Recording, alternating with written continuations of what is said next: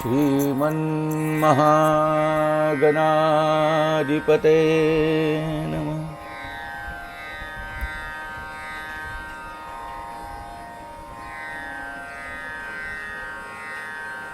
परम सौभाग्य,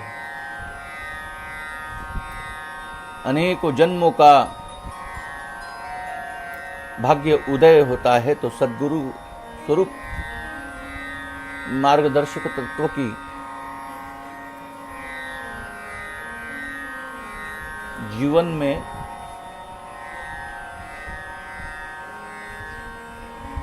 मार्गदर्शक तत्व सम्मिलित होते हैं।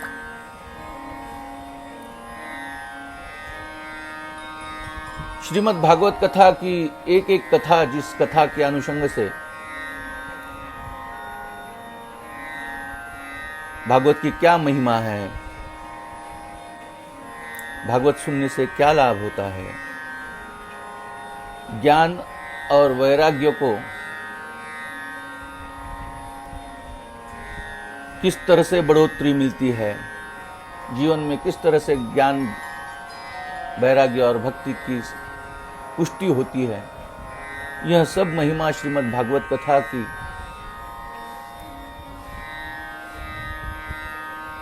महिमा के अंतर्गत हम और आपने श्रवण, चिंतन और मनन किया।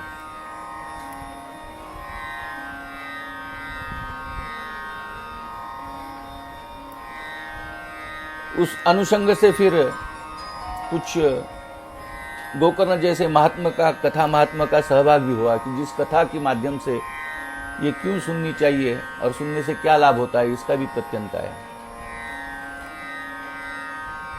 लेकिन भगवान श्री कृष्ण की लीला का वर्णन करने हेतु जिस ग्रंथ की निर्मिति हुई, जिसे व्यास जैसे महर्षि के मन को शांति का बोध हुआ, मन प्रसन्न हुआ, वह कथा आती है दशम स्कंध में, भगवान श्री कृष्ण की कथा।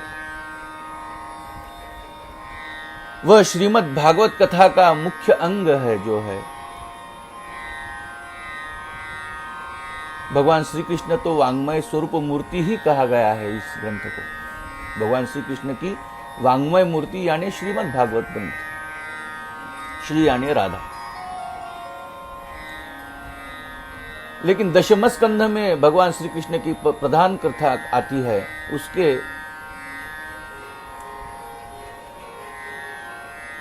शुरुआती से अगर देखें इस ग्रंथ को, ग्रंथ महिमा, भक्ति, नारद इत्यादि की भेंट, ज्ञान वैराग्य को संजीवनी प्राप्त, जिसमें गोकर्ण जैसे महान तपस्वी का उपाख्यान, धुंधुकारी का उद्धार, आत्मदेव की कहानी, यह सब रूपकात्मक दृष्टि से एक एक कथा को बढ़ते बढ़ते बढ़ते एक एक स्कंद की सोपान से अब दशम स्कंद की ओर प्रयाण करने वाले। यह कथा सब पार्श्वभूमि इस तरह से निर्मित की गई है कि यह एक एक कथा सुनने से जीव के अज्ञान के पटल खुले जाते हैं, बंद एक एक छूटा जाता है। क्या बोध लेना है इस कथा का, इसीलिए यह 9 स्कंध की अनेकों कथाओं का सहभाग इस कथा में किया है। आपने देखा कि आगे चलकर वासना के कारण दीति और कश्यप की संतति किस तरह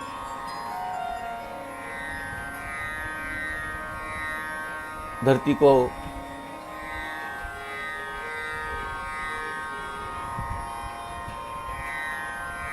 दुख देने के लिए अवतीर्ण हुई।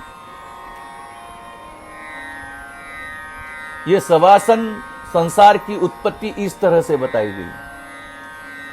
हिरण्यकश्यपी और हिरण्यक्ष जैसी संतति प्राप्ति होती है, दीति और कश्यप। कर्दम और देहूति की कोख से कपिल देव मुनि का जन्म होता है, कपिल देव जी का जन्म होता है। वे जन्म में माता को ही आत्मबोध का ज्ञान करवा देते हैं कपिल देव। सवासन और निरासन संसार से क्या होता है, यह कहने के लिए वह कथा आ गई, जिसे मानुष वासना विहीन होकर अगली सोपान पर चली जाए।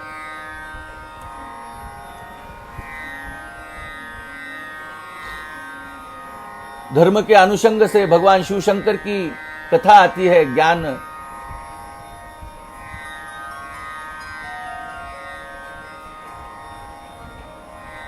के महत गुरु भगवान शिव शंकर की कथा आती है। वह कथा के उपरांत या उसके पहले भक्ति का महिमा कहते हुए नारद जी पूर्व जन्म का चरित्र भी बताते हैं। उत्तानपाद और उसकी संतति का ध्रुव का ही चरित्र आता है। यह सब चरित्र को स्पर्श करते करते करते केवल स्पर्श करना, इस पर चिंतन इस पर अगर बात करते हो तो 3 या 4 घंटे भी या 7 दिन भी कम हो सकते हैं। क्यों? हरि अनंत, हरि कथा अनंत। और यह कथा अनंत होने के कारण एक एक कथा से आदमी की शुद्धता निर्मित होती है।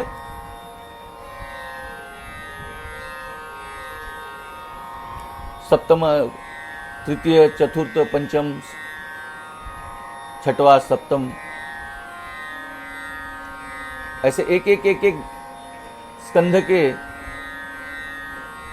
कारण एक एक कथाओं का उदय होते होते, जिसमें भगवत नाम का क्या फलित होता है, वह अजामिल का ही चरित्र आता है। जड़ भरत जी का ही चरित्र आता है। भगवान ऋषभदेव जी का ही चरित्र आता है। और यह सब करते करते करते 9वें स्कंद की ओर जब अब प्रस्थान करते हो तो इस स्कंद में ईशानु कथा का सहभाग आता है। ईशानु का मतलब होता है ईश और उसके अनुयायी भक्तों के, सद्भक्तों का चरित्र और भगवान की कथा इस 9वें स्कंद में आती है। प्रधान रूप में श्री राम की चरित्र कथा इस स्कंद में आती है।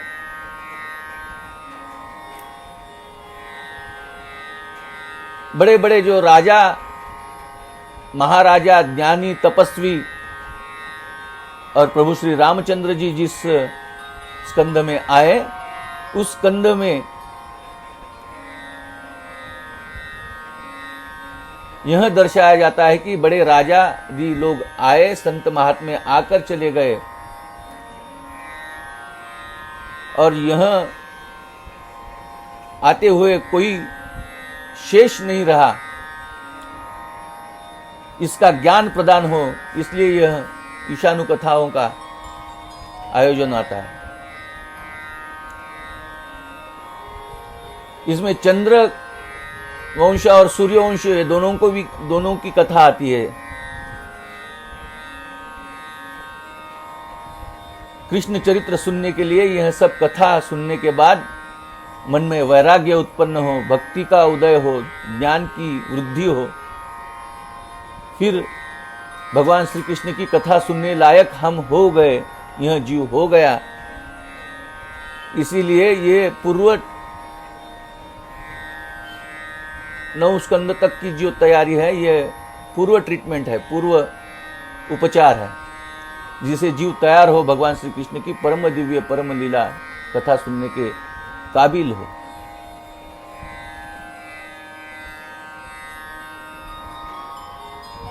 इस स्कंद में प्रधान स्वरूप में प्रभु श्री राम जी की कथा आती है।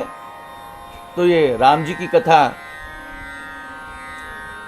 सूर्यकुल और चंद्रकुल यानी सूर्यवंश और चंद्रवंश की कथा इसमें आती है। सूर्यवंश और चंद्रवंश ही क्यों, तो इसका गुणीजन कहते हैं, इसका महत्व बताते हैं कि सूर्य जो है वह बुद्धि की कारक देवता है और चंद्र यह मन की कारक देवता है। मन और बुद्धि जब तक शुद्ध ना हो जाए तब तक कृष्ण कथा में जीव का मन नहीं लगता। मन और बुद्धि दोनों की शुद्धता के लिए यह स्कंध की निर्मित है। इसीलिए इसमें सूर्य और चंद्र यह दो वंश की कथा आती है।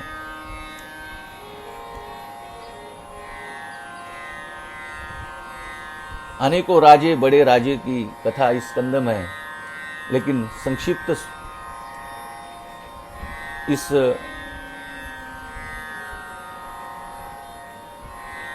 YouTube के माध्यम से इस मर्यादा को ध्यान में रखते हुए प्रभु श्री रामचंद्र जी की कथा का भाग का कहीं कुछ प्रसंग आज देखेंगे और प्रभु श्री रामचंद्र जी का प्रागट्यकरण कर आज की कथा को, इस भाग को हम विराम दें। खट्वांगद दीर्घबाहुश्च रघुस्तस्मात् पृथुश्रवा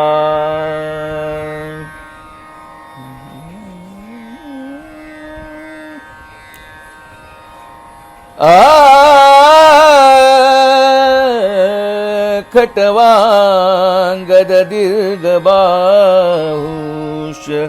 रघुस्तस्मात् पृथुश्रवा अजस्तो महाराजस्तस्माद् दशरथो भवेत्। खट्वांग के पुत्र दीर्घबाहु के पुत्र रघु और रघु के अज और अज के पुत्र दशरथ के पुत्र राम। वैसे तो उसे सूर्यवंश कहा गया है। भगवान श्री रामचंद्र जी की जिस कुल में प्रागट्यकरण हुआ वह तो सूर्यकुल से आते हैं, सूर्यवंश में आते हैं। बड़ा पावन कुल, दिलीप जैसा धर्मपरायण राजा जिस कुल में जन्म आया। राजा दिलीप की गो सेवा बड़ी प्रसिद्ध है। कहा जाता है कि इंद्र की सहायता हेतु वह स्वर्ग में युद्ध के कारण गया। वह का युद्ध कारण समाप्त होते ही अपने स्वराजधानी की ओर जो लौटते हुए वे बड़े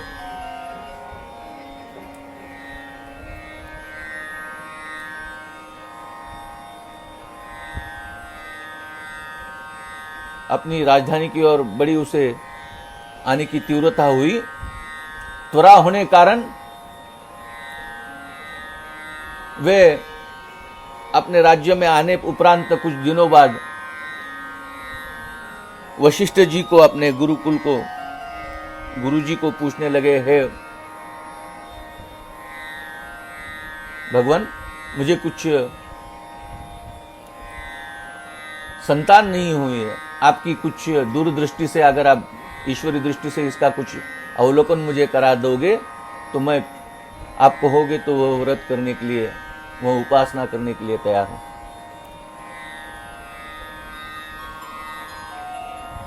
गुरुदेव जी ने देखा कि वह पूछने लगे दिलीप को, तू स्वर्ग में आते हुए धरती पर अपने राज्य की ओर बड़े जल्दी में था। दिलीप कहने लगा, हाँ गुरुदेव, मैं बड़े जल्दी में था।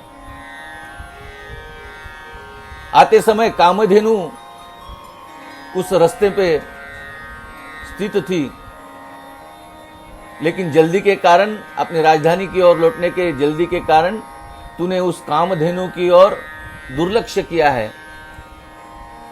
दिलीप कहने लगा, हे गुरुदेव, मैं बड़ी जल्दी में था, आने की मुझे बड़ी शीघ्रता थी, और सच कहता हूं कि वह कामधेनु की ओर मेरी दृष्टि नहीं गई। अगर जाती तो मैं प्रणाम कर कर ही आगे निकल जाता। वशिष्ठ जी बताने लगे, हे दिलीप, वह कामधेनु आप पर क्रोधित है। अगर आपको पुत्र होना है तो कामधेनु की किसी संतान की अगर तू सेवा करे तो तुझे पुत्र प्राप्त हो सकता है। दिलीप जी कहने लगे, हे भगवान, हे गुरु सद्गुरुनाथ, यह अब कामधेनु की संतान मुझे कहां मिलेगी और जिसकी सेवा मैं करूं और मुझे संतति प्राप्त हो। वह कहने लगे, चिंता की कोई बात नहीं, मेरे जो आश्रम में नंदिनी नाम की जो है कामधेनु, वे कामधेनु की ही पुत्री है। राजा दिलीप बड़े श्रद्धा भाव से उसकी रोज गौ सेवा की पूजा करने लगा। उसकी अर्धांगिनी रानी रोज उसे, उस गैया की जो शेड था, उसे रोज, उस कुटिया को रोज लीप कर वगैरह अच्छे घी का दिया वहां पर जलाते हुए उसके चरणों की, गौ माता की पूजा करते दोनों पति पत्नी। गौ माता का पूरे शरीर को पूजा कर, गोग्रास देकर राजा दिलीप स्वहस्त से लेकर वन में उसे चराने ले जाता। अनेकों दिन यह कार्य चलते रहा, बड़े श्रद्धापूर्ण अंतःकरण से चलता रहा। एक दिन एक ऐसी अघटित घटना घट गई। वह जो वनश्री में विहार कर रहा था गैया को चराने के हेतु, तो वह देखा कि निसर्ग का कुछ ऐसी चमत्कारिकता वहां पर हो गई, और उस मोहकता को देखते हुए राजा दिलीप थोड़ा मोहित हो उस निसर्ग की सानिध्य में खो गया। लता घन पुष्प, फल फूल, पशु पक्षियों की मंजुल कलकलाहट, यह सब सुनकर उसका मन बड़ा प्रफुल्लित हो उस सृष्टि की माया में खो गया। कुछ क्षण इस तरह जाते हैं, ना जाते हुए क्षण में ऐसी आवाज आ गई कि यह नंदिनी गैया बड़े जोर जोर से चिल्ला रही है, मां, हम मां। यह चिल्लाट सुनते ही यह राजा अपनी शुद्धि पर आया और हाथ की खड्ग लेकर आवाज की ओर दौड़ने लगा।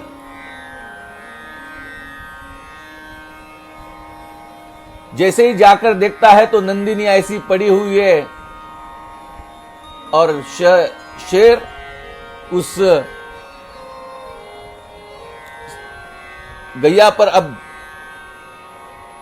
नंदिनी पर झड़प हमला करने ही वाला है।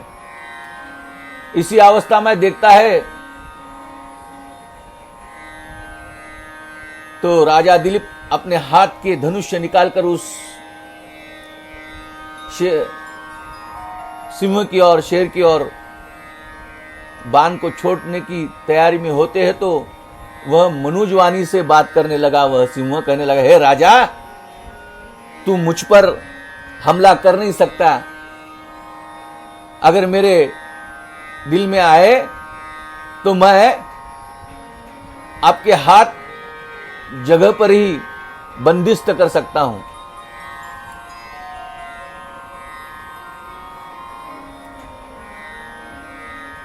वो राजा को चेतावनी देने लगा, मैं साधारण सा कहीं सिंह वगैरह नहीं हूं, मैं मां पार्वती का, मां जगदम्ब का वाहन सिंह हूं, और यह मेरी पृष्ठभूमि है, यहां मेरा वन है, और यह वन में मेरी चलती है, और यह मेरी शिकार है, मैं इसे खा जाऊंगा। दिलीप को जैसे ही यह बात समझ में आई, दिलीप उस सिंह को कहने लगा, हे सिंह,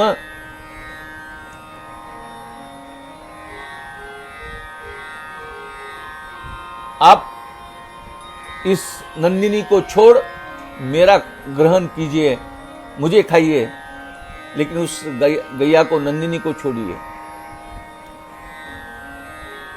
वह सिंह इस बात को राजी होगा और कहने लगा, ठीक है।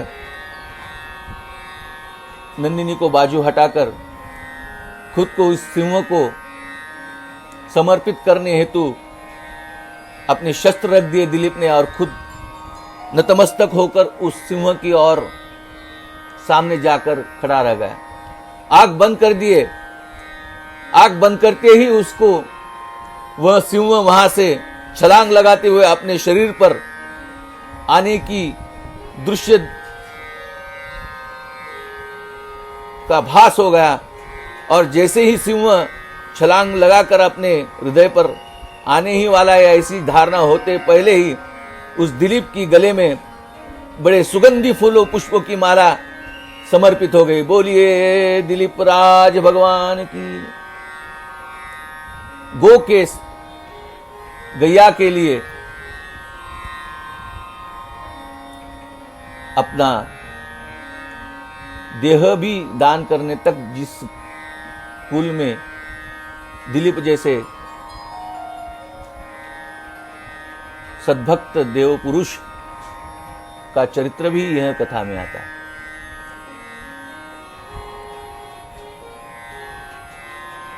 सूर्यवंश की यह दिलीप की कथा है भी बड़ी धर्मपरायणता की है, लेकिन आप ऐसा कहोगे कि सूर्यकुल को, सूर्यवंश को रघुकुल क्यों कहा जाता है? तो इस कुल में रघु नाम का भी जो राजा हुआ, दीर्घबाहु नाम के राजा का पुत्र, यह रघु बड़ा दान प्रिय था। वो बड़ी कथा, वो भी बड़ी रोचक कथा है। अपने गुरु की दक्षिणा देने हेतु रघु के यहां वह शिष्य आए, सरस का दान करे। यज्ञ करने कारण किसी तरह की संपत्ति नहीं है। वह ब्राह्मण वहां से निकलने हेतु जब देखा तो रघु ने उसे बताया कि किस हेतु से आए हो, मुझे पता है। बड़ी कथा हो सकती है। उन्होंने बताया, मैं मेरे गुरुजी की दक्षिणा पूर्ण हेतु आप आया था। वह कुबेर के पास जाता है, सुबह जाने की तैयारी होती है। कुबेर अपने